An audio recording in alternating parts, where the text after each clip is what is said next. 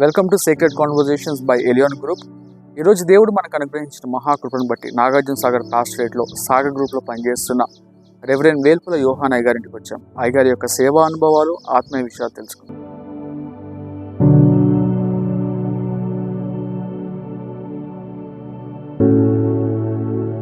వందనాలు అయ్యగారండి. Welcome to secret conversations YouTube channel. Thank you very much. దేవుడు అనుగ్రహించిన యొక్క సమయాన్ని బట్టి ఆయనకు వందనాలు చెల్లిస్తున్నాను. మరి ఈ ఛానల్ ద్వారా అయ్యగారుల యొక్క సాక్ష్యం తెలుసుకుంటున్నాం. మేము అనేక మందికి ఇది ఆత్మీయంగా ఎదగటానికి ఉపయోగపడుతుందని మా యొక్క ప్రయత్నం. సో దాని ద్వారా ఫస్ట్ మరి మీతో మాట్లాడడానికి మీ సాక్ష్యం మాతో పంచుకుంటారా? మీ బాల్యం ఎలా స్టార్ట్ అయింది, అసలు మీరు ఎక్కడ చదువుకున్నారు?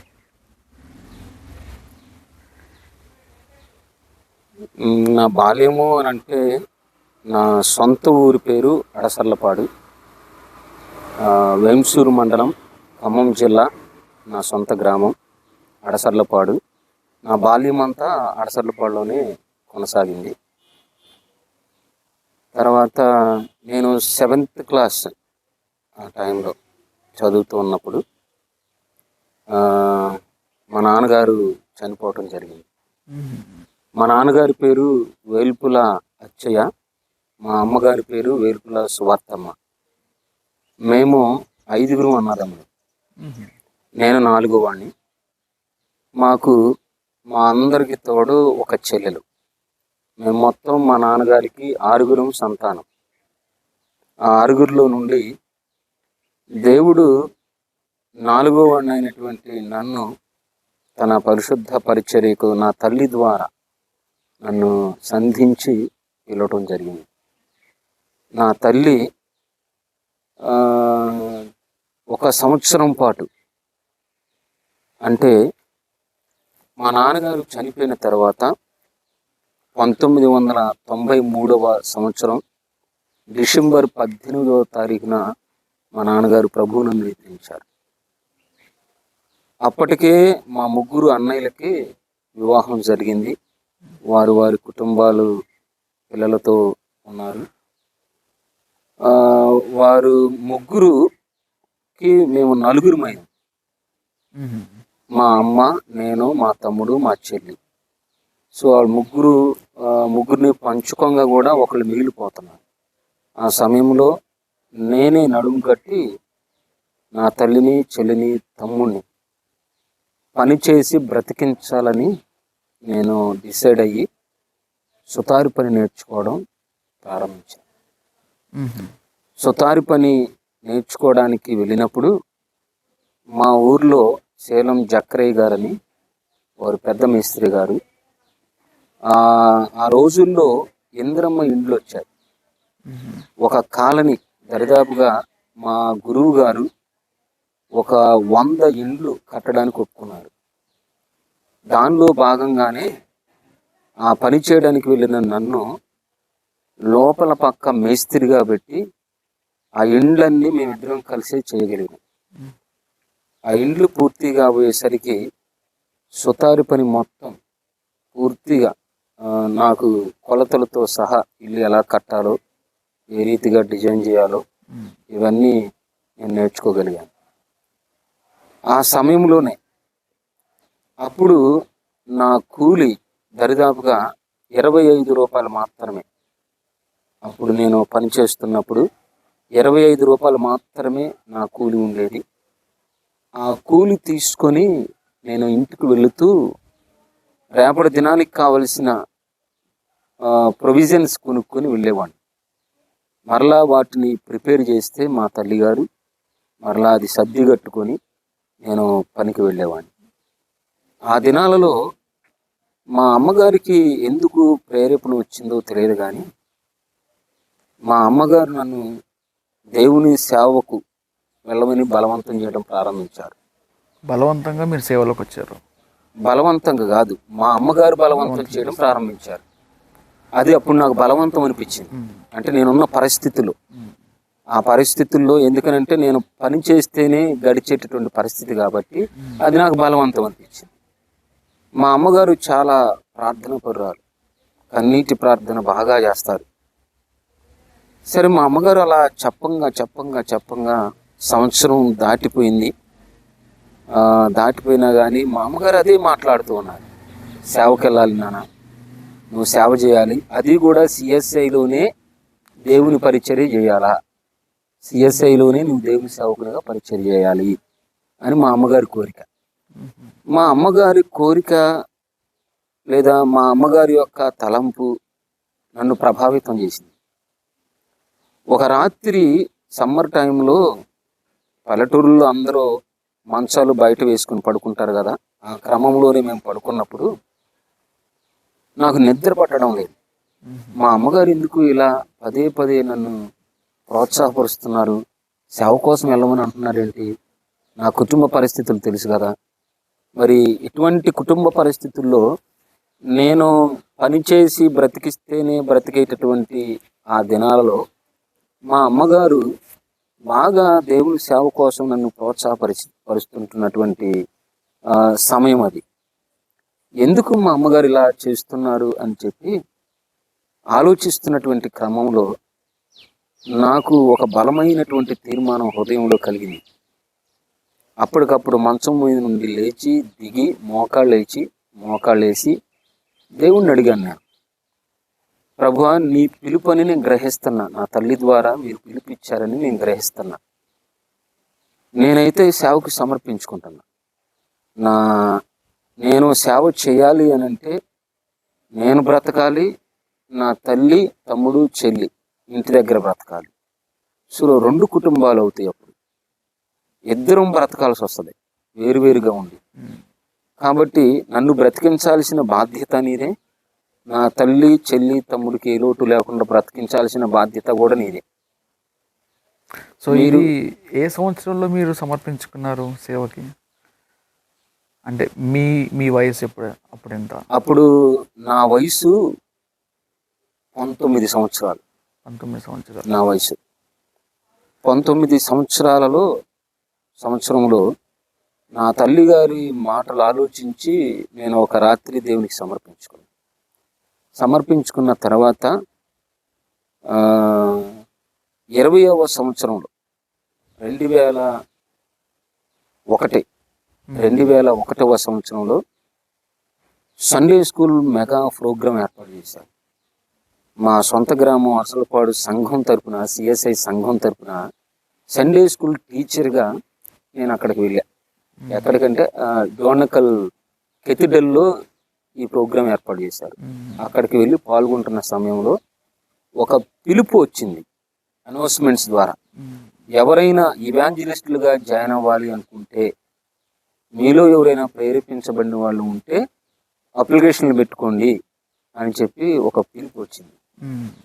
అదే దేవుని పిలుపుగా భావించి వెంటనే నేను ఆలస్యం చేయకుండా నేను సిఎస్ఐ సంఘంలో పనిచేయడానికి నేను ఇవాంజలిస్ట్గా జాయిన్ కావడానికి అప్లికేషన్ పెట్టాను. అప్లికేషన్ పెట్టిన తర్వాత నాకు కాల్ లెటర్ వచ్చింది.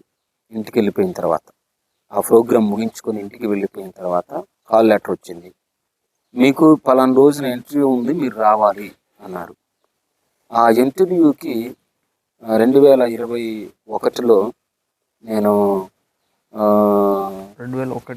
2001వ సంవత్సరంలో ఆ ఇంటర్వ్యూకి అటెండ్ కావడం జరిగింది. అప్పుడు రాజరత్నం తండ్రి గారు బిషప్గా అధ్యక్ష మండలంలో అల్లు రాజరత్నం గారు ఉన్నారు. వారే ఇంటర్వ్యూ వేస్తున్నారు. అప్పటికి దైవజ్ఞానం తెలియదు, బైబిల్ నాలెడ్జ్ తెలియదు, కానీ దేవుని పైన ఆధారపడి ఆయన నడిపిస్తాడన్న సంకల్పంతోనే నేను ఇంటర్వ్యూలో పాల్గొనడం జరిగింది. అప్పుడు ఇంటర్వ్యూకు ముందు రిటన్ టెస్ట్ పెడతారు. ఆ రిటన్ టెస్ట్లో విట్నెస్ అడుగుతారు. ఆ విట్నెస్ని నేనేం చేశానో అదే రాశాను అన్నమాట. నేను ఇలా సుతారి పని చేయడం, ఇలా కుటుంబాన్ని పోషించడం, ఇదంతా మరలా నా విట్నెస్గా నేను రిటన్ టెస్ట్లో రాయడం జరిగింది. ఇదంతా పెద్దలు చదివి ఉన్నారు. ఇక ఒక్కొక్కరిని ఇంటర్వ్యూ వేస్తూ ఉన్నారు. నా వంతు వచ్చింది. వచ్చిన వారిని అడుగుతూ ఉన్నాం, ఏమి అడుగుతున్నారు ఏంటి అని అంటే, ప్రసంగం చేయమంటున్నారు, పాటలు పాడమంటున్నారు అని చెప్పినప్పుడు కొంత భయానికి, ఆందోళనకి గురైన. ఎందుకంటే నాకేమీ తెలియదు. నేను చర్చికి వెళ్తున్నప్పటికీ కూడా ఎక్కువ ఫోకస్ అనేది పని మీద నేను కేంద్రీకరించిన కాబట్టి దేవుని పైన అంత అవగాహన నాకు లేదు. అప్పుడు వారు నన్ను ఇంటర్వ్యూకి పిలిచినప్పుడు నా వంతు వచ్చింది. ఆ వంతు ప్రకారం నేను వెళ్ళాను. నన్ను ఇంటర్వ్యూ చేస్తున్నారు. రాజరత్నం బిషప్ తండ్రి గారు నన్ను అడిగినటువంటి ఒకే ఒక క్వశ్చన్ అదేంటి అని అంటే, ఇది ఏం ప్లాస్టింగ్ అని అడిగారు నన్ను. గోడ వైపు చూపిస్తూ ఇది ఏం ప్లాస్టింగ్ అని అడిగారు నన్ను. నేను అనుకున్నాను దైవికంగా ఎన్ని అడుగుతారో అని ఆందోళనకు గురై భయపడి లోపలికి వెళ్ళాను. కానీ నేను ఆధారపడినటువంటి దేవుడు ఒకే క్వశ్చన్తో నన్ను బయటకు పంపించింది. ఈ క్వశ్చన్ అనమాట. ఇదేం ప్లాస్టింగ్ అని అడగటంతోనే నేను గోడంక చూసి నొక్కుడు ప్లాస్టింగ్ తండ్రి గారు అని చెప్పాను. వెంటనే నన్ను బాబు వెళ్ళిపో అన్నారంతే. నేను వెళ్తూ ఉంటే మరలా ఒక క్వశ్చన్ వేశారు. నీకు రోజు వారి కూలి ఎంత అని అడిగారు. అప్పటికి నా కూలి 100 రూపాయలు. 100 రూపాయలు తండ్రి గారు అని చెప్పాను. చెప్తే మరి మేము ఏమీ ఇవ్వం కదా, మరి నీకు రోజు 100 రూపాయలు అంటే నెలకు 3000 వస్తాయి కదా, మరి ఎలాగా అన్నారు. మీరు ఏమి ఇవ్వకపోయినా పర్వాలేదు తండ్రి గారు, సేవ చేసే భాగ్యం కల్పించండి చాలు, నేను సేవ చేస్తాను అని తండ్రి గారితో చెప్పడం జరిగింది. సరే నువ్వు వెళ్ళిపో బాబు అన్నారు. వచ్చేసాను. ఆ తర్వాత 2021 జూలై 1కి నాకు అపాయింట్మెంట్ ఆర్డర్ వచ్చింది. 2001లోనే జూలై 1న జాయిన్ కామని నాకు అపాయింట్మెంట్ ఆర్డర్ వచ్చింది. 2001 జూలై 1న దోనకల్లికి దగ్గరలో ఉయ్యాలవాడ అనే గ్రామం, గొల్లగూడెం అని కూడా పిలుస్తారు దాన్ని. ఆ గ్రామంలో నాకు ఫస్ట్ ఇవాంజలిస్ట్గా అపాయింట్మెంట్ ఇచ్చారు. ఆ గ్రామంలో నేను జాయిన్ అయ్యి ఆ గ్రామంలో దేవుని యొక్క పరిచర్య ఇవాంజలిస్ట్గా 9 సంవత్సరాలు అదే గ్రామంలో దేవుని యొక్క పరిచర్య చేయటం జరిగింది. ఎంతోమంది రహస్య క్రైస్తవులను దేవుడు నా పరిచర్య ద్వారా అక్కడ లేవనెత్తడం జరిగింది. దేవుడు అక్కడ బహుగా వాడుకున్నాడు కూడా. అదంతా ప్యాగన్ విలేజ్, విగ్రహారాధన కలిగిన విగ్రహారాధన కలిగినటువంటి గ్రామం అది. ఆ గ్రామంలో దేవుని పరిచర్య చేయడమే ఒక సవాలుతో కూడినటువంటిది. ఆ సవాళ్ళన్నింటినీ ఎదుర్కొంటూ ఆ గ్రామంలో నేను దేవుని యొక్క పరిచర్య చేయటం జరిగింది. అలా మీరు ఇవాంజలిస్ట్గా సిఎస్ఐలోకి వచ్చారు. సిఎస్ఐలోకి అలా రావడం. సో ఇదంతా మీ 19వ ఏటలోనే 19 ఇయర్స్ ఏజ్లో ఉన్నప్పుడు మీరు వచ్చారు, సేవకు సమర్పించుకున్నారు. అప్పటి నుంచే ఇదంతా జర్నీ స్టార్ట్ అయింది. సో మరి నార్మల్లీ ఈ రోజుల్లో చూసుకున్నప్పుడు ఇవాంజలిస్ట్గా రావాలన్నా కానీ ఏసీటీసీలో లేకపోతే ఏదో ఒక సిరంపూర్ కాలేజ్కి సంబంధించిన యూనివర్సిటీకి సంబంధించిన కాలేజీలో కోర్స్ చేస్తేనే ఇవాంజలిస్ట్గా రాణిస్తున్నారు కదా. మరి అప్పట్లో అలాంటివి పెట్టలేదా రూల్స్? అంటే అప్పుడే కాదు, ఇప్పుడు కూడా అలాంటిది ఏం లేదండి. సమర్పించుకొని బిషప్ తండ్రి గారికి ఒక లెటర్ పెట్టుకుంటే వారు సెలెక్ట్ చేసి ఇవాంజలిస్ట్గా అపాయింట్మెంట్ ఇస్తున్నారు. ఇప్పుడు కానీ అప్పుడు కానీ థియలాజికల్ ఎడ్యుకేషనే కంపల్సరీ అని చెప్పేసి ఏనాడు అనలేదు. అది ఇప్పుడు కూడా లేదు, అప్పుడు లేదు. సో అప్పుడు మీరు డోనకల్ దగ్గర ఉయ్యాలవాడలో పనిచేశారు. అవును. దాని తర్వాత మీ థియాలజీ స్టడీస్ ఎక్కడ చేశారు? థియాలజీ ఇప్పుడు బీడీ చేశారా, లేకపోతే అసలు ఏం చేశారు థియాలజీలో మీరు? 9 సంవత్సరాల నా పరిచర్యలో నేను దరిదాపుగా 5 సంవత్సరాలు నేను థియాలజీ పరిచర్య కొరకు ప్రార్థన చేసిన 5 సంవత్సరాలు కఠోరమైనటువంటి ప్రార్థన. చాలామంది నాకంటే వెనక జాయిన్ అయిన వారు కూడా థియాలజికల్ ఎడ్యుకేషన్కి వెళ్ళడం జరిగింది. ఈ పరిస్థితులన్నింటినీ చూసి దేవుడి దగ్గర మొరపెట్టడం మొదలుపెట్టాను. 9 సంవత్సరాల కఠోరమైనటువంటి నా ప్రార్థన ప్రభు అయినటువంటి దేవుడు విని దేవుడు నాకు అవకాశం ఇచ్చింది. 2008వ సంవత్సరంలో నాకు ఈ అవకాశం రావడం జరిగింది. 2008వ సంవత్సరంలో ఈ అవకాశం కూడా ఎలా ఇచ్చాడు అని అంటే, దేవుడు మాకు పిల్లలు కలుగునటువంటి పరిస్థితుల్లో మేము ఉన్నప్పుడు అప్పటికి మీ పెళ్ళి అయిపోయింది, మాకు వివాహం అయిపోయింది. నాకు 2005వ సంవత్సరం జూన్ 23వ తారీఖున నాకు వివాహం జరిగింది. నా సతీమణి పేరు ఉషారాణి. నాకు వివాహం జరిగింది. ఆ తర్వాత మాకు 3 సంవత్సరాల వరకు పిల్లలు పుట్టలేదు. ఒక ప్రాబ్లం, ఒక భయంకరమైన ప్రాబ్లం నాలో ఉండి పిల్లలు పుట్టకపోవడం జరిగింది. ఆ తర్వాత మేము టెస్ట్ చేయించుకున్న తర్వాత ఖమ్మం పట్టణంలోనే రమాదేవి గారు అనే గైనకాలజిస్ట్ గారి దగ్గరకు వచ్చి మేము టెస్టులన్నీ చేయించుకొని ఈ నిర్ధారణలోనికి డాక్టర్ గారు వచ్చిన తర్వాత దేవుని పాదాలు పట్టుకోవడం ప్రారంభించాం. అప్పుడు మేము తిరిగి గొల్లగూడెం వచ్చి మా రూమ్లో ప్రిస్క్రిప్షన్స్ అన్ని పెట్టి మోకరించి ప్రార్థన చేసాం. 3 నెలలు ఉపవాసం ఉండి ప్రార్థన చేశాం. 3 నెలల తర్వాత దేవుడు అద్భుతమైన రీతిలో పాస్టమ్మ గారు కన్సీవ్ కావడం జరిగింది. ఆ తర్వాత 2008వ సంవత్సరంలో మాకు ప్రభు అయినటువంటి దేవుడు బాబుని ఇచ్చాడు. పెద్ద బాబు పేరు ఆశీష్ థియోఫిలస్ మా పెద్ద బాబు పేరు. ఆయన పుట్టిన వెంటనే కడుపులో ఇంటర్నల్ బ్లీడింగ్ అన్నమాట, లోపల. అది ఒక 1000 మంది చిల్డ్రన్స్లో ఎవరికో ఒకరికి వచ్చే ఒక పెద్ద డిసీజ్. అది నా కొడుకే వచ్చింది. అప్పుడు మాకు డాక్టర్గా మట్టా దయానంద్ గారు ఉన్నారు. సత్తుపల్లి పట్టణంలో డాక్టర్ మట్టా దయానంద్ గారు సిజరీన్ చేసి బాబుని తీయడం జరిగింది. వారు నిర్ధారణ చేసి చెప్పారు, ఇంటర్నల్గా బ్లీడింగ్ అవుతుంది. ఇది 1000 చిల్డ్రన్స్లో ఎవరికో ఒకరికి మాత్రమే ఈ జబ్బు ఉండే అవకాశం ఉందండి పాస్టర్ గారు. కాబట్టి ఈ జబ్బు మీ బాబుకి వచ్చింది, మరి మనం చేసేది ఏమీ లేదు, ట్రీట్మెంట్ ఇద్దామని చెప్పేసి అన్నారు. సరే అని చెప్పేసి అనుకున్నాం. ఆ రోజే నన్ను గన్న మా అమ్మగారు కుడికాలు బొటమనేలు దాని ప్రక్కన వేలు ఉన్నించి కడమ 3 ఏళ్ల నుండి మడమ వరకు షుగర్ వలన తీసేయడం జరిగింది. మా అమ్మగారు వేరే హాస్పిటల్లో ఉన్నారు. మా పాస్టమ్మ గారికి సిజరీన్ చేసిన హాస్పిటల్ వేరు.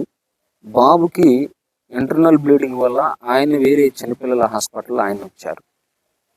అదే రోజు నేను ఏసీటీసీ ఎంట్రన్స్ ఎగ్జామ్ రాయడానికి హైదరాబాద్ ఏసీటీసీ కాలేజీకి వెళ్ళాలి. ఆంధ్ర క్రైస్తవ దైవజ్ఞాన కళాశాల గాంధీనగర్లో హైదరాబాద్లో ఉంటుంది. అక్కడికి నేను వెళ్ళాలి. ఆ రోజు ఖచ్చితంగా వెళ్ళిపోవాలి. ఎందుకంటే సెలెక్ట్ చేసిన వారిలో నేను కూడా ఒకడిని. అధ్యక్ష మండలం నుండి, సిఎస్ఏ మన డోనకల్ అధ్యక్ష మండలం నుండి సెలెక్ట్ చేసిన వారిలో నేను కూడా ఒకరిని. సో నేను కూడా ఆ రోజు వెళ్ళిపోవాలి. దేవుడు నాకు ఇచ్చాడు. కొన్ని సంవత్సరాల తర్వాత చేసిన ప్రార్థన ఆలకించి దేవుడు ఆ అవకాశాన్ని దేవుడు నాకు ఇచ్చాడు. కానీ ఎలా ఇచ్చాడంటే శ్రమలో నుండి ఇచ్చాడు. అది ఒక ప్రక్కన సతీమణి, మరొక ప్రక్క నన్ను కన్న తల్లి, ఇంకో ప్రక్క నేను కన్న కొడుకు. ఇలా పెట్టి నేను నిన్ను నా సేవకే సమర్పించుకున్నా, నువ్వు అడిగింది నేను నీకు ఇచ్చినా నువ్వు ఎలా ఛేదించి వెళ్తావు ఇల్లు అన్నట్టుగా నా ముందు ఒక సవాలు అట్లా నిలబడి ఉన్నట్టుగా నాకు అనిపించింది. అదొక అగ్ని పరీక్షలాగా అనిపించింది. అయినప్పటికీ నేను ఏమాత్రం కూడా వెనకాడలేదు. నా సతీమణి దగ్గరికి వెళ్ళి ప్రార్థన చేసి, నా తల్లి దగ్గరికి వెళ్ళి ప్రార్థన చేసి, నా కొడుకు దగ్గరికి వెళ్ళి ప్రార్థన చేసి నేను బయలుదేరి హైదరాబాద్ వెళ్ళాలని ఆలోచన కలిగి నా సతీమణి దగ్గరికి వెళ్ళాను, ప్రార్థన చేశాను. నా తల్లి దగ్గరికి వెళ్ళాను, ప్రార్థన చేశాను. అప్పటికే మా అమ్మగారికి తనకి కాలు ఆ మడం వరకు కొట్టేశారని తెలిసింది. నా చెయ్యి పట్టుకొని బాగా ఏడ్చింది. నాన్న నన్ను వదిలేసి వెళ్ళిపోతావా అని అడిగింది. నన్ను అడిగినప్పుడు, అమ్మా నీ సమర్పణతో నేను పరిపూర్ణంగా సమర్పించుకొని నీ కోరిక మేరకు సిఎస్ఐలో నేను దేవుని సేవ చేయడానికి వెళ్ళాను. ఇప్పుడు నేను ట్రైనింగ్ చేసే అవకాశం వచ్చింది. మీరు వెళ్ళమంటే వెళ్తా, వద్దంటే ఆగిపోతామ్మా.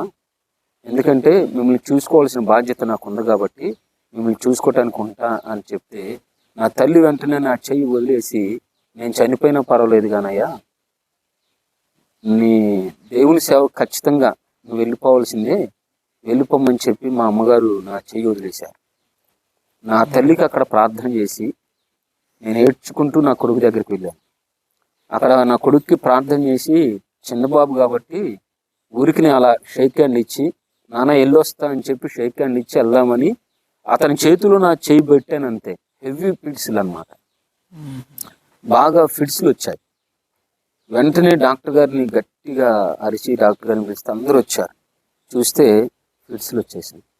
డాక్టర్ గారు నా వల్ల కాదని చెప్పేశారు. పాస్టర్ గారు, నేను చాలా ప్రయత్నించాను, ఈ 2 దినాల నుండి ప్రయత్నిస్తున్నా, బ్లీడింగ్ ఆగడం లేదు, దానికి తోడు ఫిట్స్లు వచ్చాయి, నా చేత కాదు, విజయవాడ గవర్నమెంట్ హాస్పిటల్కి నేను రెఫర్ చేస్తాను, మీరు విజయవాడ గవర్నమెంట్ హాస్పిటల్కి తీసుకెళ్ళండి అని చెప్పేసి చెప్పినప్పుడు, మా బాబుని ఇచ్చి మా మామగారు, మా అన్నయ్య, వదిన, ఇంకో వదినకి అప్పగించి కారు మాట్లాడి విజయవాడ పంపించి నేను హైదరాబాద్ ప్రయాణం అయిపోయాను. అలాగా ఎంట్రన్స్ ఎగ్జామ్స్ రాసి మంచి మార్కులతో పాస్ అయ్యి నేను 2008లో నవంబర్లో నేను ఏసీటీసీలో ఆ థియోలాజికల్ కాలేజీలో జాయిన్ అవ్వడం జరిగింది. దేవుడు మీకు అన్ని విధాలుగా తోడుగా ఉన్నాడు. మీరు దేవుడి మీద కంప్లీట్గా ఆధారపడిపోయారు, మనుషుల్ని చూడకుండా దేవుడి మీద ఆధారపడ్డారు మీరు. అయ్యారండి, మీరు ఏసీటీసీ ఎగ్జామ్ రాశారు, ఒకవైపు అమ్మగారి పరిస్థితి బాగాలేదు, ఎలా ముందుకు తీసుకెళ్లారు మీ పరిచర్యని? మీకు ఎవరైనా సపోర్ట్ చేశారా మీ కాలేజ్ ఫీజు కట్టడానికి? వైవాహిక జీవితం ఎలా ముందుకు తీసుకెళ్లారు మీరు? ఏసీటీసీ ఎగ్జామ్ రాసిన తర్వాత మంచి మార్కులతో పాస్ అవడం జరిగింది. అయితే అప్పుడు దేవమణి బిషప్ గారు, దేవమణి తండ్రి గారు బిషప్గా మన అధ్యక్ష మండలానికి రావడం జరిగింది. దేవమణి తండ్రి గారు బిషప్గా ఉన్నప్పుడు మమ్మల్ని నలుగురిని ఏసీటీసీకి అధ్యక్ష మండలం తరపు నుంచి పంపించడం జరిగింది.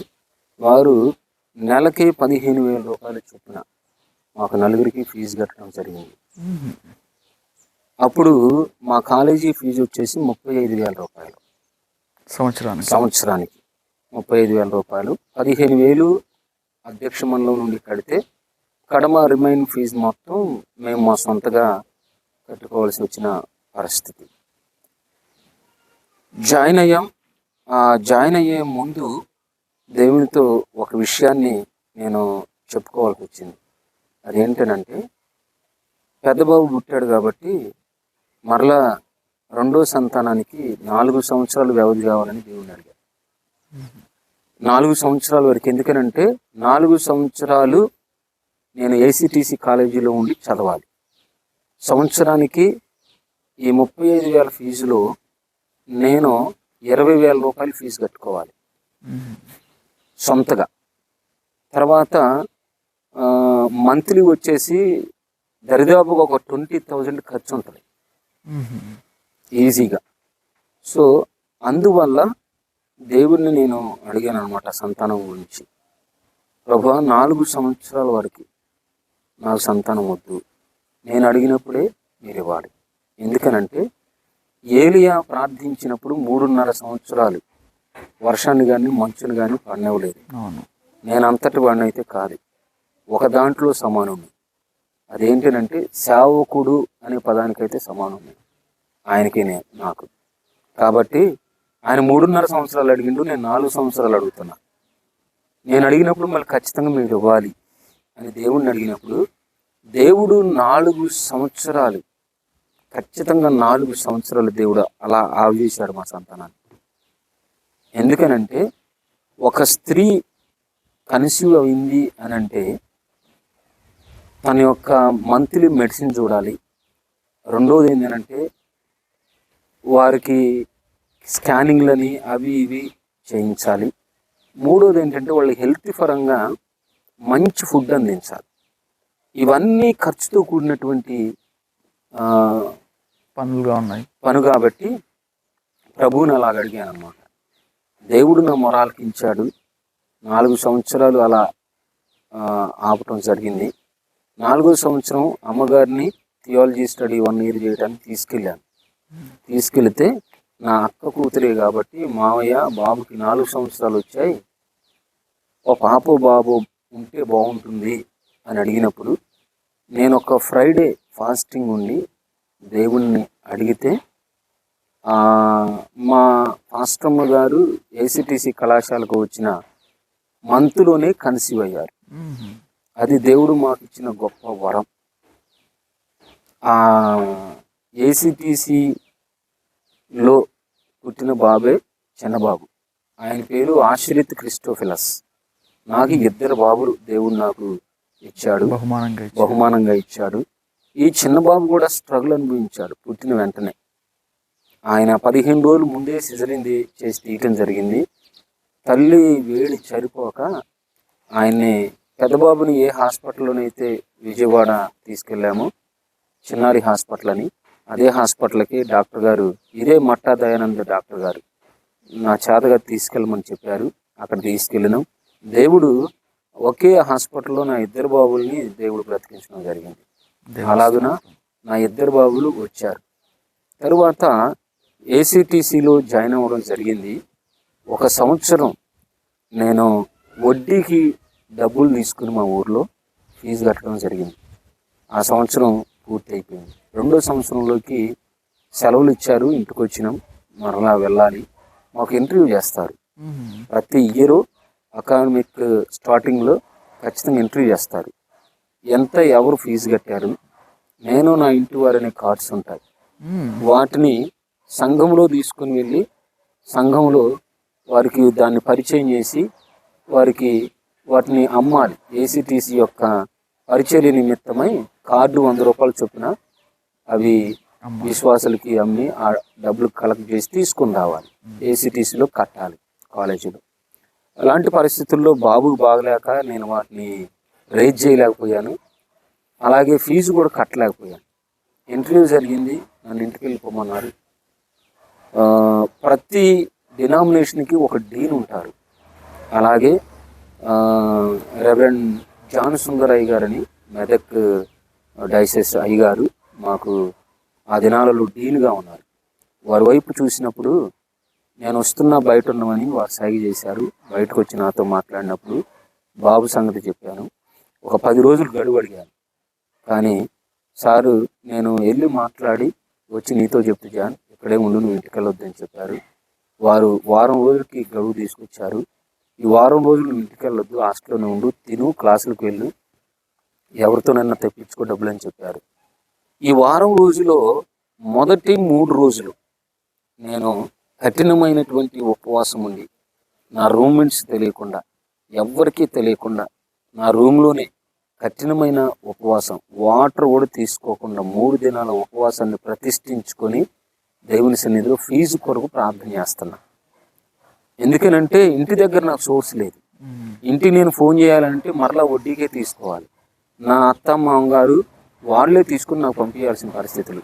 నాకు అన్నదమ్ములు సహాయపడేవారు కారు.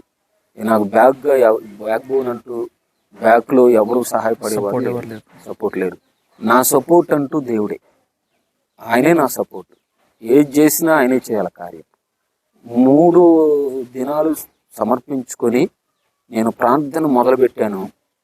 మొదటి రోజే మధ్యాహ్నం టైంలో ఎవరో నాకు తెలియదు, ఒక సిస్టర్ గారు వచ్చి నా ఫస్ట్ టర్మ్ ఫీజు మొత్తం కట్టి వెళ్ళిపోయారు. అలాగా దేవుడు నా జీవితంలో ఆయన మీద నేను ఆధారపడి అక్కడికి వచ్చి ఏసీటీసీలో అడుగుపెట్టినప్పుడు ఆయనే తన కార్యాన్ని జరిగించడం దేవుడు మొదలుపెట్టాడు. దేవుని స్తోత్రం అండి. అలాగున నేను ఏసీటీసీలో నా చదువుని ప్రారంభించాను. ఆ 3 సంవత్సరాలు కూడా దేవుడే ఫీజు కట్టుకుంటూ వచ్చి నా చదువుని పూర్తి చేశాడు. ఫైనల్ ఇయర్కి వచ్చిన తర్వాత ఇప్పుడు సిఎస్ఐ మోడరేటర్గా ఉన్నటువంటి మన the right reverend doctor professor Kantipudi Reuben మా తండ్రి గారు అప్పుడు మాకు ప్రొఫెసర్గా ఉన్నారు. వారు ఫైనల్ ఇయర్లో నాకు 10,000 రూపాయలు నా ఫీజు కట్టి నన్ను ఆదరించారు. ఆ రీతిగా దేవుడు అక్కడ ఒక్కొక్కరితో ఒక్కొక్క కార్యాన్ని చేసి నా 3 సంవత్సరాల ఫీజు కట్టించి నన్ను అక్కడ చదివించి బయటపెట్టారు. సో మీరు దేవుని మీద ఆధారపడ్డారు, దేవుడు మిమ్మల్ని నడిపించాడు. యెహోషాపాతు రాజు కూడా ఇదే చేశాడు. 3 శత్రువుల మీదకి వచ్చినప్పుడు నువ్వే నా దిక్కని దేవుని వైపు చూశాడు, యుద్ధం జరిపించాడు దేవుడు. చాలా బాగుంది అయ్య గారు, ఇప్పటివరకు మీ సాక్ష్యం చెప్పారు, మీ థియాలజీ స్టడీ ఎంత బాగుంది. మరి మీ ఫస్ట్ పోస్టింగ్ ఎక్కడ చేశారు మీరు? నా ఫస్ట్ పోస్టింగ్ గొల్లగూడెం. ఇవాంజలిస్ట్గా కాకుండా బీడీ చేసిన తర్వాత నేను బీటీహెచ్ చేశానండి. ఫస్ట్ బీటీహెచ్ 4 సంవత్సరాలు చేశాను. ఇంకో విషయం ఏంటంటే, నేను ఫైనల్ ఇయర్లోకి వచ్చిన తర్వాత ఫీజు కట్టలేని పరిస్థితుల్లో ఉన్నప్పుడు రెవరెండ్ డాక్టర్ కె తిమోతి అయ్య గారు ఎన్ఎస్పిలో పనిచేస్తున్నారు. వారు నాకు 30,000 సంఘం తరపు నుంచి సహాయం చేసి నేను ఫీజు కొట్టుకోవడానికి వారు చాలా సహాయపడ్డారు. ఆ రీతిగా ఏసీటీసీ కళాశాలలో నా విద్యను పూర్తి చేయడం జరిగింది. అక్కడ నుండి నేను ఏసీటీసీలో ఉండగానే నా ఫస్ట్ పోస్టింగ్ బీటీహెచ్ అయిపోయిన తర్వాత సెయింట్ మేరీస్ చర్చ్ ఉంది. సెయింట్ మేరీస్ చర్చ్లోకి వైట్ గడిలు కట్టుకొని ఒక స్టూడెంట్గా దేవుని పరిచర్య అక్కడ నేను ఏసీటీసీ నుండి సెయింట్ మేరీస్ చర్చ్లో నేను ప్రారంభం చేయడం జరిగింది. సో అక్కడే డీకన్ నుంచి రెవరెండ్గా మారారా? అక్కడనే డీకన్ అయ్యాను, అక్కడనే ప్రెసిడెంట్ని కూడా అయ్యాను. 5 సంవత్సరాలు దేవుని మహా కృపలో నేను వైట్ గడిలు కట్టుకొని సెయింట్ మేరీ చర్చ్కి అపాయింట్మెంట్ అయ్యి అక్కడే డీకన్ అయ్యి అక్కడే ప్రెసిడెంటర్ కావడం నా అదృష్టంగా నేను భావిస్తూ ఉన్నాను. అయ్యగారండి, పెద్ద పెద్ద సంఘాల్లో మీరు పరిచర్య చేశారు. మరి ఈరోజు ఇలా ఒక చిన్న సంఘానికి ట్రాన్స్ఫర్ అయిన తర్వాత మీ చాలా డిఫరెన్స్ వస్తుంది కదా. అంత పెద్ద సంఘం నుంచి ఇక్కడికి వచ్చేసారు. మీ అనుభవాలు ఎలా ఉన్నాయి? ఎలా ఏమైనా శ్రమలు అనుభవిస్తున్నారా? అంటే పెద్ద సంఘం నుంచి చిన్న సంఘం వచ్చేసారు. ఇంకొక క్వశ్చన్ దీనికి రిలేటెడ్ ఏంటంటే, మన అధ్యక్ష మండలంలో ట్రాన్స్ఫర్లు అవుతూ ఉంటాయి కదా. ఆ ట్రాన్స్ఫర్లు అవుతున్నప్పుడు మరి మీ కుటుంబం ఎలా మీరు మేనేజ్ చేశారు? పిల్లల చదువులు ఒక స్కూల్ నుంచి ఇంకో స్కూల్కి వెళ్ళాలి, ఒక ఊరు నుంచి ఇంకో ఊరికి మారాలి, పిల్లల చదువులు డిస్టర్బ్ అయ్యాయి కదా. ఎలా మేనేజ్ చేశారు అవి? అంటే అండి, ట్రాన్స్ఫర్స్కి వచ్చేసరికి తండ్రి గారు సరి అయినటువంటి సమయంలోనే ట్రాన్స్ఫర్ చేసేటటువంటి వారు. జూన్ నెలలో ఎక్కడికక్కడ సెట్ అయ్యి ఉండేవారు. అప్పుడు పిల్లల్ని ఏ ఊరు వెళ్ళినా అక్కడ స్కూల్ చూసుకొని స్కూల్లో జాయిన్ చేయడం జరిగింది. చదువులకి ఒక రకంగానంటే ప్లేస్ డిఫరెంట్ ఉంటుంది. ప్లేస్ మారుతాం కాబట్టి కొద్దిగా సెట్ అవ్వడానికి చదువులో ఇబ్బందిగానే ఉంటుంది. అయినప్పటికీ కూడా చదువులు సెట్ అయిపోతారు. కాబట్టి ఇక అది ఒక రకంగానంటే ట్రాన్స్ఫర్ల విషయంలో చదువులు ఇబ్బంది. కాబట్టి పిల్లల్ని ఏదైనా ఒక హాస్టల్లో పెట్టి చదివించుకోవటం అనేది అది చాలా శ్రేయస్కరమైనటువంటిది. కానీ మా పిల్లలు ఎప్పుడు కూడా మాతో పాటే ఉండేటటువంటి వారు. నాకు నేను సెయింట్ మేరీస్లో పనిచేసిన తర్వాత 2012లో నేను సెయింట్ మేరీస్ చర్చికి రావడం జరిగింది. ఏప్రిల్ 22వ తారీఖున 17వ తారీఖున ఏప్రిల్ 17వ తారీఖున నేను జాయిన్ కావడం జరిగింది. ఏప్రిల్ 22వ తారీఖున నాకు డీకన్ ఆర్డినేషన్ ఇవ్వడం జరిగింది. ఇక ఆ తర్వాత 2017 సంవత్సరంలో నాకు ట్రాన్స్ఫర్ అయింది. నేను కోదాడకు వెళ్ళాను. మళ్ళీ మా పిల్లలు మాతో పాటు కోదాడకు వచ్చారు. ఆడ స్కూల్లో జాయిన్ చేయడం జరిగింది.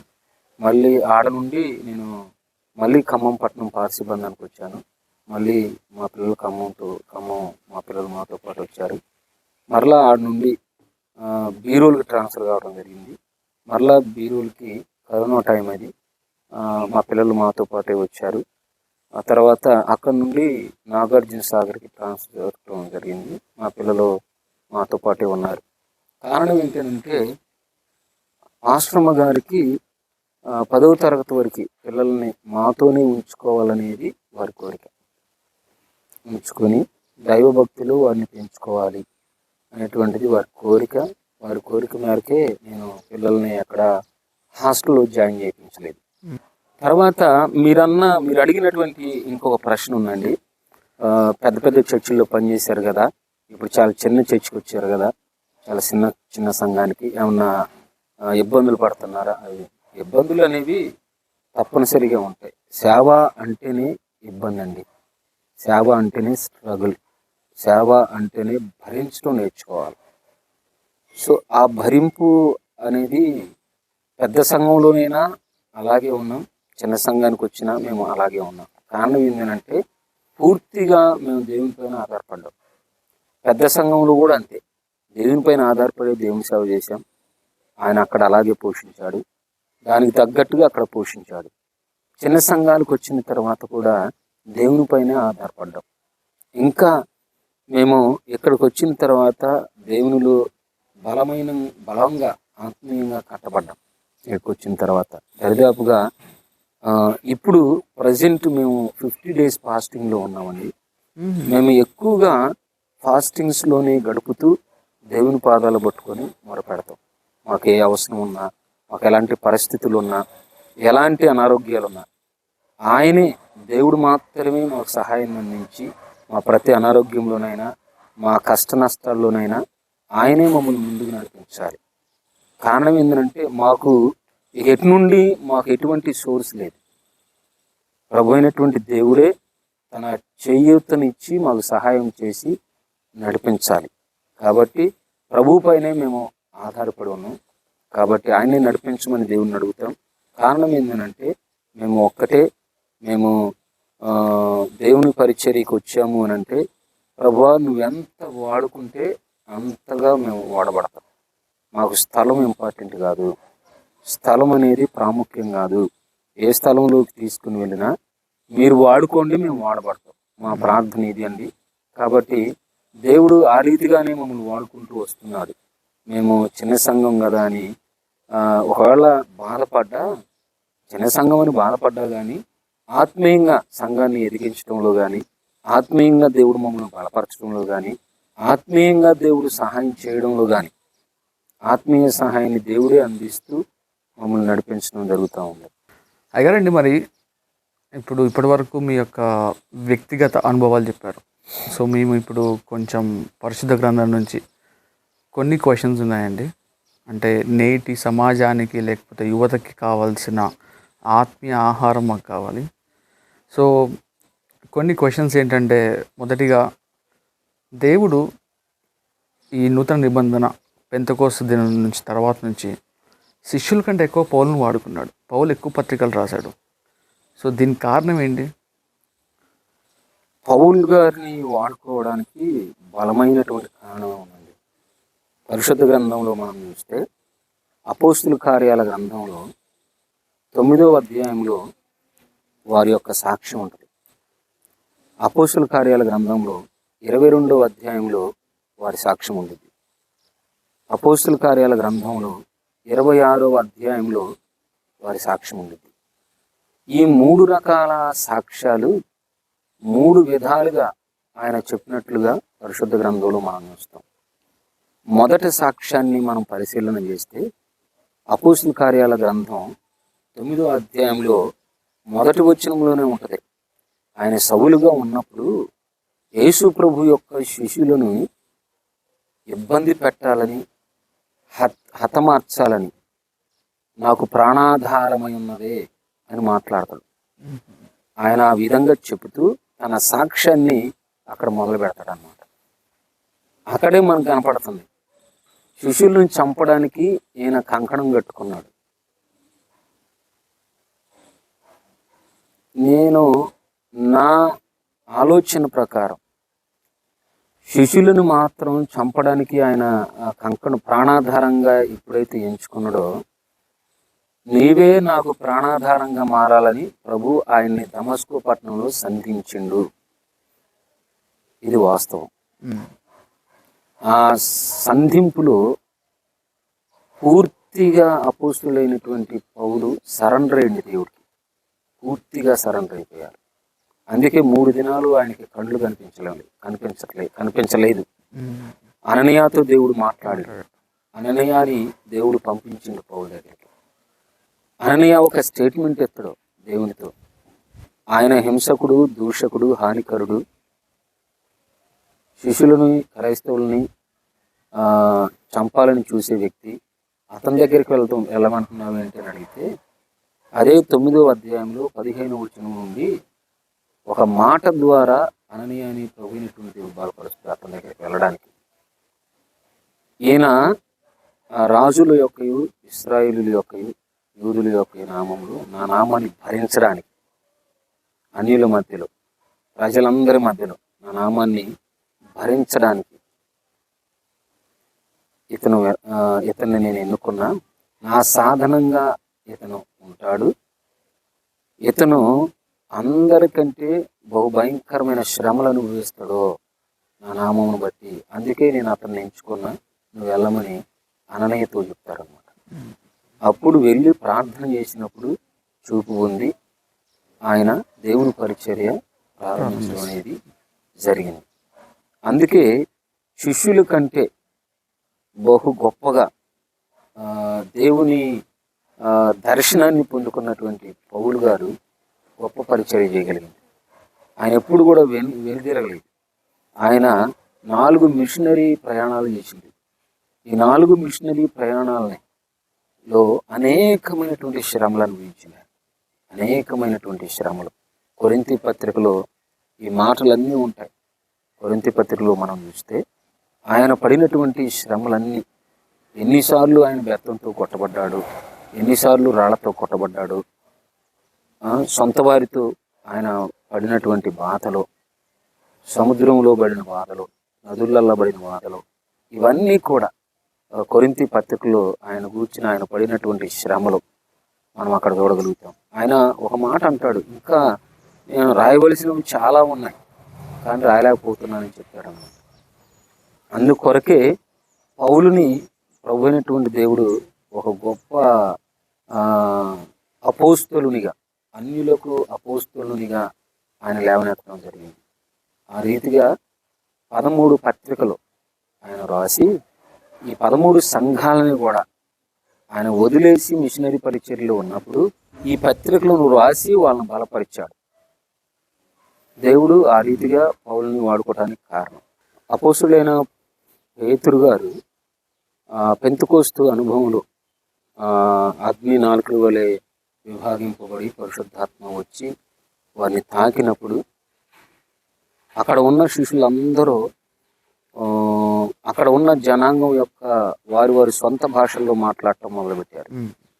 అప్పుడు పేతురు లేచి నిలవబడి ఆయన బోధిస్తున్నప్పుడు పాపక్షమాపణ గురించి ఒక మాట మాట్లాడతాడు.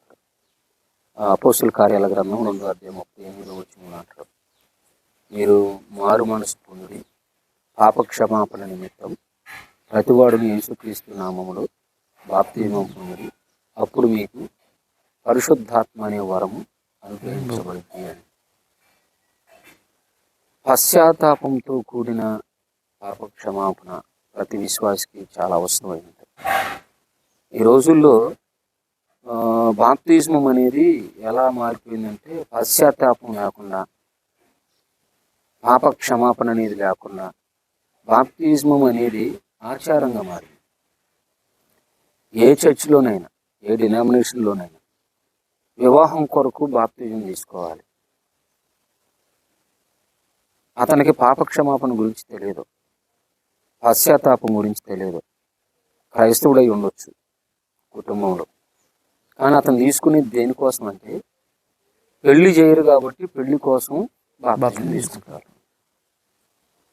సరే, తీసుకునేటప్పుడు పెళ్లి కోసం తీసుకున్నా సరి అయినటువంటి విధానంలో పాపక్షమాపణ నిమిత్తం మారు మనసు పొంది బాప్తిజం తీసుకుంటారా అంటే అది జరగదు. అది జరగకుండానే పెళ్లి కోసం తీసుకుంటారు. బాప్తిజం తీసుకున్నాం అంటే తీసుకున్నా అని చెప్పుకోవడానికి మాత్రమే అది. కాబట్టి దేవునిలో బ్రతకాలి అని అంటే, మారు మనసు నిమిత్తమైన బాప్తిజం చాలా అవసరం. పాప క్షమాపణతో కూడిన బాప్తిజం అనేది చాలా అవసరం. ఆ బాప్తిజం కనుక లేకపోతే ఈ లోకంలో మారు మనసు అనుభవం లేకుండా ఎలాంటి మంచి పనులు చేసినా, ఎలాంటి చెడు పనులు చేసినా ఖచ్చితంగా దేవుని ఎదుట మనం నిలబడాల్సి వస్తుంది. అపోస్తుడైన పౌలు కొరింథీయులకు రాసిన 2వ పత్రిక 5వ అధ్యాయం 10వ వచనంలో చెప్తాడు, దేహము జరిగించిన క్రియల చొప్పున అవి మంచివైనను సరే, చెడ్డవైనను సరే, ప్రతి దాని క్రియ ఫలము క్రీస్తు యేసు న్యాయపీఠం ఎదుట నిలబడాల్సిందే. క్రీస్తు యేసు న్యాయపీఠం ఎదుట నిలబడినప్పుడు అవి మంచివైనా సరే, చెడ్డవైనా సరే, ఆయన ముందు నిలవబడినప్పుడు నేను తీసుకున్నటువంటి బాప్తిజమానికి జవాబుదారులమై ఉన్నామన్న సత్యాన్ని మర్చిపోకూడదు ఎప్పుడు కూడా. బాప్తిజమము ఒక క్రైస్తవుని జీవితంలో చాలా ప్రాముఖ్యమైనది. యేసుక్రీస్తు ప్రభుల వారిని మనం చూస్తే ఆయన యోహాను ద్వారా బాప్తిజం పొందినప్పుడు నిజముగా పేతురు గారు ఏ దేవుని వాక్యపు వచనాన్ని చెప్పారు, మారు మనసు నిమిత్తమై మారు మనసు పొంది పాపక్షమాపణ నిమిత్తమై బాప్తిజం పొంది అప్పుడు పరిశుద్ధాత్మ వరం మీరు పొందుకుంటారని, అది అక్షర సత్యంగా యేసు స్వామి జీవితంలో జరిగింది. యోహాను గారు బాప్తిజం ఇస్తున్నప్పుడు ఆయన ఒడ్డుకు రావడంతోనే బాప్తిజం తీసుకొని ఆకాశం తెరవబడి అక్కడి నుంచి ఒక స్వరం వినబడి, ఈయనే నా ప్రియ కుమారుడు, ఈయన నేను ఆనందించుతున్నాననే ఒక స్వరం వినబడి పావురం రూపంలో పరిశుద్ధాత్మ ఆయన మీద రాలినట్టుగా మనం చూస్తాం, లేఖన ఆధారాలుగా మనం చూస్తాం. మరి ఈ రోజుల్లో అది లేదు అని అంటే మన యొక్క జీవితంలో ఏదో దేవునికి అడ్డుగా నిలవబడినటువంటిది ఒకటి ఉంది. బాప్తిజం తీసుకున్నప్పుడు అపోస్తుడైన పేతుడు చెప్పాడు అని అంటే దేవుని వాక్, అది దేవుని యొక్క వాక్. ఆ వాక్కు నెరవేర్చబడడం లేదు అని అంటే సరి అయిన పాప క్షమాపణ మన జీవితంలో జరగడం లేదు అని అర్థం. అది జరిగినప్పుడు ఖచ్చితమైనటువంటి నీ నిజస్వరూపం అంటే ఏంటో నీకే తెలిసిద్ది, నాకే తెలిసిద్ది.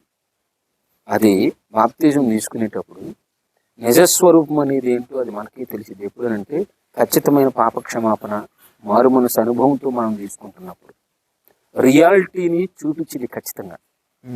ఆ రియాలిటీ లేకుండా బాప్తిజం ప్రభువులో తీసుకోవడం అనేది వ్యర్థమని నేను ఖచ్చితంగా చెప్పగలను. రెండవది మీరు అడిగినటువంటి ప్రశ్న ఏంటంటే, కానుకలు ఎంత ఎక్కువ ఇస్తే అంత ఆశీర్వాదం వస్తుంది అనేదానికంటే దేవుణ్ణి ఎక్కువ అర్థం చేసుకోగలిగితే ఆశీర్వాదం వచ్చిందని నేను చెప్తాను. కానుక ద్వారా ఆశీర్వాదం లేదు. ఈ లోకంలో దేవుని యొక్క ఉనికిని అర్థం చేసుకోవడం, నువ్వు ఎంతవరకు అర్థం చేసుకోగలుగుతున్నావు ఒక విశ్వాసిగా, ఎంతవరకు నువ్వు ప్రభువుని అర్థం చేసుకొని ప్రభు యొక్క మార్గంలో నడిపింపబడగలుగుతున్నావు అనేది చాలా ప్రాముఖ్యం. ప్రభు మార్గాన్ని వెంబడించటం సామాన్యమైనది కాదు. స్వార్థలలో ఒక యవనస్తుడు వచ్చి ప్రభువుని అడుగుతాడు కదా, అయ్యా నేను పరలోక రాజ్యం చేయాలంటే ఏం చేయాలి? ప్రభు చెప్తాడు కొన్ని మాటలు, నువ్వు ఆజ్ఞలను అనుసరించాలంటే. నేను చిన్నప్పటి నుండి అనుసరిస్తున్నానయ్యా, అయితే నీకున్న ఆస్తియే నీకు అడ్డుగా ఉంది, నీ ఆస్తి అన్ని పేదలకు ఇచ్చి నన్ను వెంబడించమని చెప్తాడు. వ్యసన పడ్డట్లుగా ఆ యవనస్తుని జీవితాన్ని మనం చూస్తాం. అంటే ఆస్తిని వదులుకోలేకపోయాడు, క్రీస్తునైనా వదులుకున్నాడు కానీ ఆస్తిని వదులుకోలేదు. నేనేమంటానంటే ఒక విశ్వాసి జీవితంలో వదులుకోవాల్సిన వాటిని వదిలేసేయాలి, వెంబడించవలసిన దానిని వెంబడించాలి. అంటే ఈ లోక ఆశలను వదిలేసేయాలి. వదిలేసినప్పుడే క్రీస్తుని వెంబడించగలుగుతావు పరిపూర్ణంగా. యోహాను మొదటి పత్రికలో 2వ అధ్యాయంలో ఉంటాయి కదా, లోకమును దాని ఆశయు గతించిపో. లోకము గతించిపోయింది, దానిలో ఉన్నటువంటి ఆశ కూడా గతించిపోయింది. మనం దీన్ని గ్రహించం, దీనిలో ఉన్న అర్థాన్ని గ్రహించం. లోకం నశించిపోతుంది, లోకంలో ఉన్న ఆశ నశించిపోతుంది. మరి మన ఆశ దేనిపైన? ఎప్పుడైనా దీని గురించి ఆలోచన చేయరు. మన ఆశ దేనిపైన ఉంది? మనం దేనిపైన ఆశ పెట్టుకుంటే, మరి నశించిపోయే దానిపైన ఆశ పెట్టుకుంటే ప్రయోజనం ఏంటి? మరి దేనిపైన ఆశ పెట్టుకుంటే ప్రయోజనం ఉంది? దీన్ని ఎప్పుడు ఆలోచన చేయరు. నశించిపోయే వాటిపైన ఆశ తీసివేసి, నశించినటువంటిది జీవము కలిగినటువంటి క్రీస్తు యొక్క మార్గం ఉన్నది అని దాన్ని వెంబడించగలిగితే నిత్య జీవానికి వారసురాలుగా ఉంటారు. కాబట్టి నా ఉద్దేశంలో ఎంత కానుకిస్తే అంత ఆశీర్వాదం రాదు. ప్రభువుని నువ్వు ఎంత అర్థం చేసుకోగలిగితే, దానిలో అర్థం చేసుకోవడం, దానిలో మర్మం ఉంది. శ్రమలు ఉంటాయి, శోధనలు ఉంటాయి, ఇబ్బందులు ఉంటాయి, ఇరుకులు ఉంటాయి, ఇవన్నీ ఉంటాయి అందులో. ఆయన అర్థం చేసుకోవడం దాంట్లో. అందుకే క్రీస్తుని ధరించుకొనుడి అని దేవుని పరిశుద్ధమైన వాక్యం ఉంటుంది. క్రీస్తుని ధరించుకోవడం అంటే ఆయన ఆశీర్వాదాలు ఇవ్వడం అని కాదు కదా. క్రీస్తుని ధరించుకున్నప్పుడు ఆయన అనుభవించిన ప్రతి శ్రమను అనుభవించడానికి భరింపు కలిగి, ఆ సిద్ధపాటు కలిగి నువ్వు క్రీస్తుని వెంబడించగలిగితే అప్పుడు ఖచ్చితంగా దేవుడు తన ఆశీర్వాదాన్ని ఇస్తాడు. అప్పుడు దేవునికి నువ్వు ఏ కానుకీయాలో హృదయార్పణ అంటారు దాన్ని. హృదయపూర్వకంగా నువ్వు ఇచ్చే అర్పణ ఏదైతే ఉంటుందో అది ఖచ్చితంగా ఆశీర్వాదాన్ని ఇచ్చిందని నేను చెప్తాను. అయ్యగారండి, కొన్ని సందర్భాల్లో మనం ప్రార్థన చేసినప్పుడు దేవుడు జవాబు ఇయ్యడు. అది నేను చాలాసార్లు అనుభవించాను. నేను రక్షణ పొందిన తర్వాత నేను రీసెంట్గా దేవుని అంగీకరించాను. ఇదివరకు చాలా నీచంగా బ్రతికాను నేను. దేవుడు నన్ను పిలుచుకున్నాడు, నేను సేవ కోసం సమర్పించుకున్న తర్వాత ఎఫ్ఎస్సి సంఘాన్ని దేవుడు చూసి మొదటి ప్రేమ మర్చిపోయామని చెప్పేసి దేవుడు చెప్తాడు.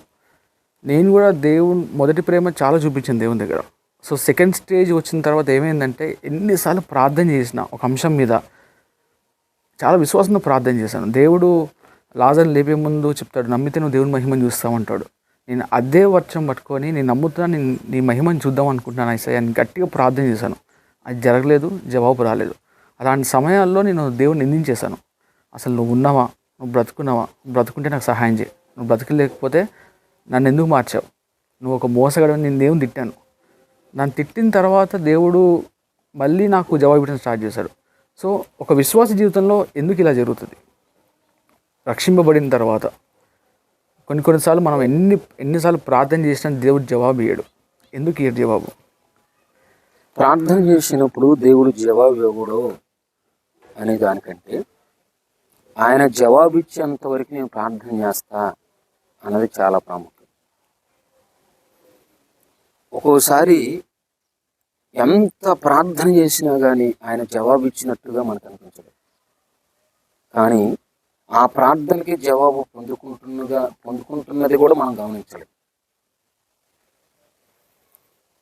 నేనేమంటానంటే, నా అనుభవంలో నేను ప్రార్థన చేసినప్పుడు, నా అనుభవంలో ఎన్నో ఉపవాసాలు, నేను పాస్టర్ గారు ఉండి ఎన్నో ఉపవాసాలు నేను గడిపి ప్రభువులు ప్రార్థన చేస్తాం. మాకున్నటువంటి ఆలోచన ఏంటంటే, జవాబు పైన ప్రార్థన చేయటం మాత్రమే మనం వంతు. దానికి జవాబు ఇవ్వాల్సింది దేవుని వంతు. దేవుడు ఎప్పుడు ఇవ్వాలనుకుంటాడో అప్పుడే ఇస్తాడు. దానికోసం వేచి ఉండి కాచుకొని ప్రార్థన చేయాలి, కనిపెట్టుకొని ప్రార్థన చేయాలి. ఇక అంతే మన వంతు.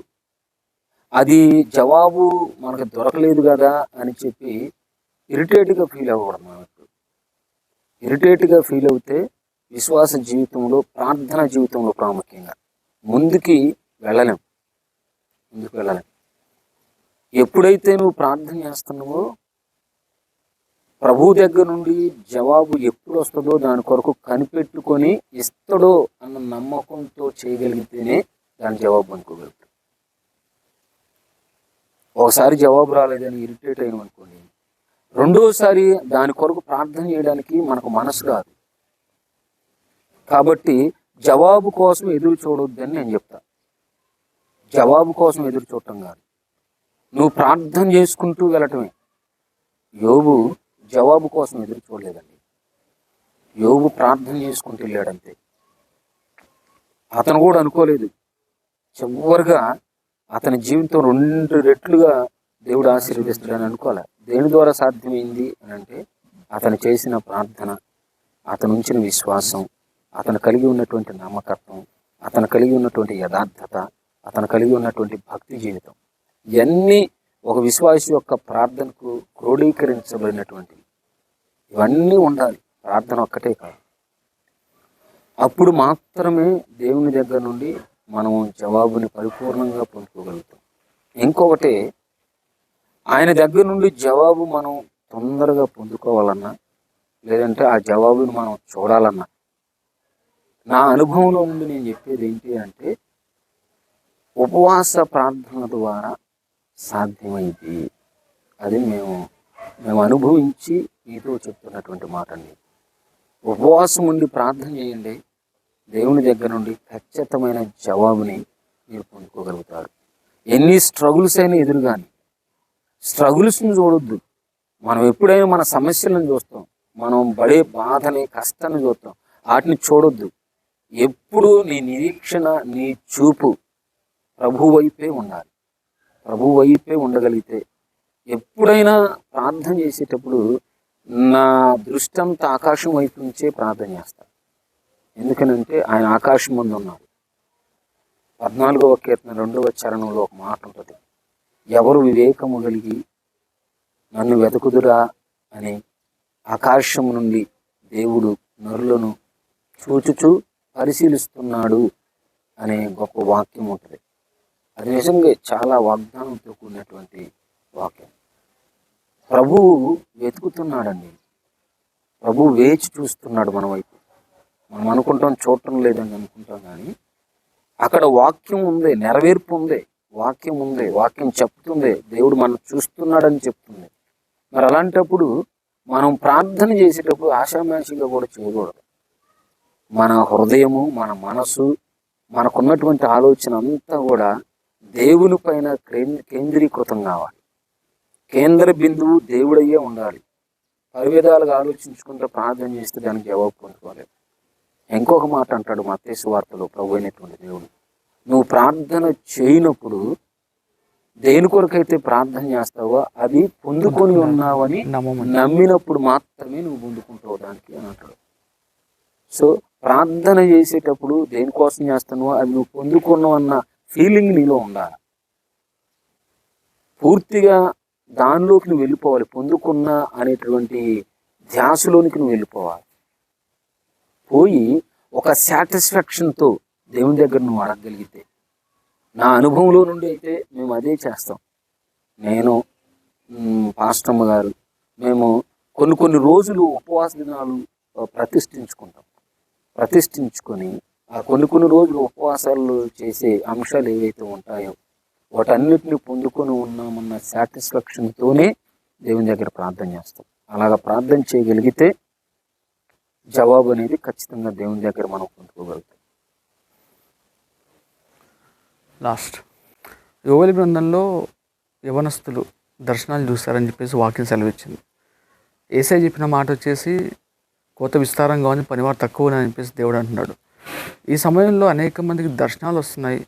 దేవుడు మాకు కూడా దర్శనం ఇచ్చాడు సేవ చేయమని. కానీ చాలామంది, చాలా కుటుంబాలలో సేవ అనేది లీస్ట్ కన్సర్న్గా చేస్తున్నారు. అంటే ఇక నువ్వు దేనికి పనికిరావు, ఇక సేవకు పో. మరి దీని మీద మీ అభిప్రాయం ఏంటి? సేవను ఎందుకంత చిన్న చూపు చూస్తున్నారు? దేనికి పనికిరావు, ఇక నువ్వు సేవకు వెళ్ళు. నేనేమంటానంటే, నేను కూడా అది ఒక దేవుని పిలుపుని గ్రహిస్తా. పామరుల్ని ప్రభు అయినటువంటి దేవుడు తన పరిచర్య కొరకు ఎన్నుకున్నాడండి. వాళ్ళు ఎందుకు పనికిరాని వాళ్ళే. శిష్యులైనటువంటి వారిని చూస్తే వాళ్ళు వలలు వేసుకుంటున్నారు. ఇక వాళ్ళకి ఏ పని రాదు, ఏ పని చేయలేరు. వల వేయటం వాళ్ళకి పర్ఫెక్ట్గా వచ్చు, చేపలు పట్టుకొని బ్రతుకుతున్నారు. అలాంటి వాళ్ళని, వాళ్ళకి తెలుసు ఎందుకు పనికిరారని, అలాంటి వాళ్ళని దేవుడు పిలిచి, నేను మిమ్మల్ని మనుషులను బట్టి జాగ్రత్తగా చేస్తానండి అని దేవుడు తీసుకెళ్ళండి. నేను ఏమనుకుంటున్నానంటే, ఇది లీస్ట్ కాదు, దేవుని సువార్త లీస్ట్ కాదు, ఇది హైలో ఉండదే అని నేను చెప్తాను.